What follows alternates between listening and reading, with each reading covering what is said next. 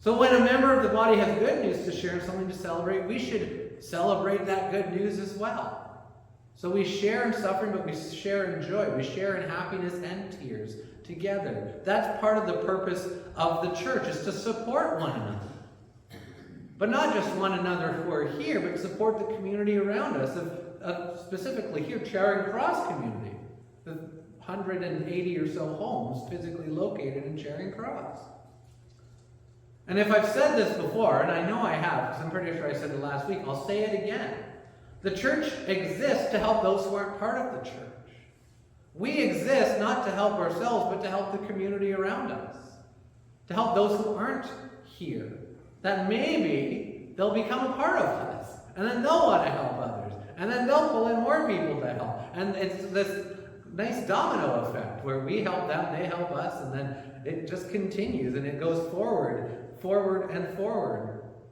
The body of Christ, this community of faith, need to be real witnesses of what Christ has done for us. And we have to be witnesses of that by doing the same things and from the body. And I think that's really kind of the purpose of the church today. To rejoice with each other through good times, but also rejoice in bad times. To take seriously our role in the world as servants of Christ, because above all else, Jesus was a servant to others, to those around him. That's what we're meant to do as well. Christ freely and willingly gives up his life, serves up to the point of the cross, where, of course, that's the point of death.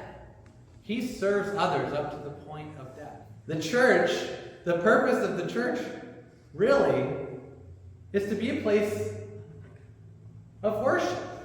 The purpose of the church is to be a place of worship, first and foremost. That is what we are here to do.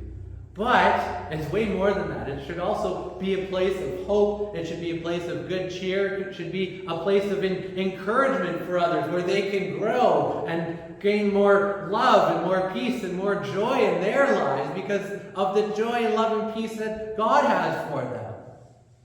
So obviously we worship God. That's why we meet together, to worship God, to learn, to grow, to have fellowship and community, to hear a message preached that hopefully has some truth to it. All things that you listed earlier when we asked. To talk about Halloween and trick-or-treating. What will we talk about next week? I guess time will tell.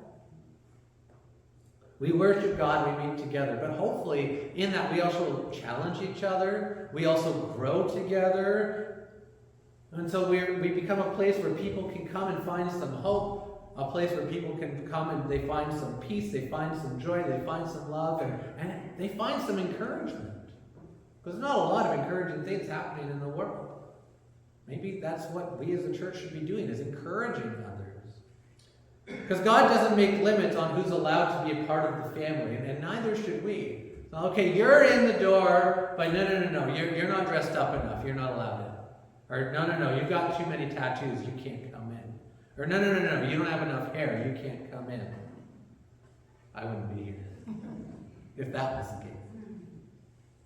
It's news that we share for everybody, and we don't make limits on who's allowed to be a part of it. Because God says everybody is a part of it. It's not our job to pick and choose.